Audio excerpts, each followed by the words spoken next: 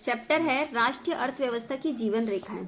राष्ट्रीय अर्थव्यवस्था, अर्थव्यवस्था से मतलब सारा व्यापार से है, और व्यापार का इधर उधर लेन देन किससे होता है? सड़क मार्गों से होगा, चाहे परिवहन होगा, चाहे जल मार्ग होगा, चाहे रेल मार्ग होगा। इसके अलावा बहुत से आज के टाइम में बहुत सारे ऐसे परिवहन, या फिर हम कह सकते हैं कि ऐसे बहुत सारे वे हैं जिनसे राष्ट्र की, भारत की या देश की, किसी भी देश की अर्थव्यवस्था चलती है।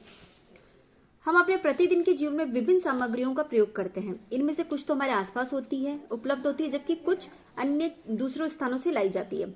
वस्तुएं, सेवाएं मांग स्थल से आपूर्ति स्थल तक अपने आप नहीं पहुंच जाती। वस्तुओं और सेवाओं के आपूर्ति स्थानों से मांग स्थानों तक ले जाने हेतु परिवहन की आवश्यकता होती है। कुछ व्यक्ति इसको उपलब्ध कराने में संलग्न हैं।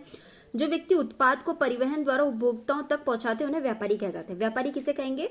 जो कि उत्पाद मतलब सामान, जो भी सामान है उसको उपभोक्ता जो उसका उपयोग करता है उस तक पहुंचाता है, वो व्यापारी कहलाता है।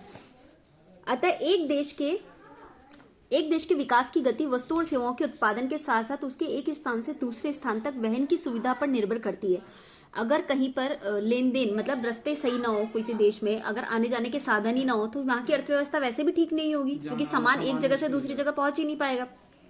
इसकी सक्षम परिवहन के साधन तीव्र विकास हेतु पूर्व अपेक्षित है। इसलिए परिवहन का सक्षम होना तीव्र विकास हेतु पूर्व अपेक्षित है। ये लाइन जो है, सक्षम परिवहन के साधन तीव्र विकास हेतु पूर्व अपेक्षित है, इसको अंडरलाइन कर लेना, क्योंकि ये ऐसे के ऐसे क्वेश्चन में लिख के आता है, और ऐसे ही क्वेश्चन बन के आता है कि सक्षम परिवहन के साधन तीव्र विकास हेतु पूर्व अपेक्षित है, समझाइए। इसी तरह वस्तुओं तथा सेवाओं का लाना ले जाना पृथ्वी के 3 महत्वपूर्ण क्षेत्रों पर किया जाता है: स्थल, जल और वायु। इन्हीं के आधार पर परिवहन को स्थल, जल और वायु परिवहन में वर्गीकृत किया जाता है। बहुत समय तक व्यापार तथा परिवहन सुविधा एक सीमित क्षेत्र तक ही किया जाता था।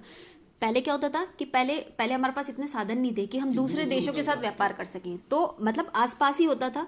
लेकिन जैसे जैसे परिवहन बढ़ा, विज्ञान बढ़ा, टेक्निक्स आई, तो अब जो क्या हुआ, इससे हमारे विकास में भी वृद्धि हुई है। सक्षम और तीव्र गति वाले परिवहन से आज संसार एक बड़े गांव में परिवर्तित हो गया है। परिवहन का यह विकास संचार साधनों के विकास की सहायता से ही संभव हो सका है। इसलिए परिवहन, संचार व व्यापार एक दूसरे के पूरक है। आज भारत अपने विशाल आकार और विविधताओं, भाषाई और सामाजिक और सांस्कृतिक बहुलताओं के बावजूद संसार के सभी क्षेत्रों से सुचारू रूप से जुड़ा हुआ है। रेल, वायु, जल परिवहन, समाचार पत्र, रेडियो, दूरदर्शन, सिनेमा, इंटरनेट आदि इसके सामाजिक आर्थिक विकास में अनेक प्रकार से सहायक है। स्थानिक से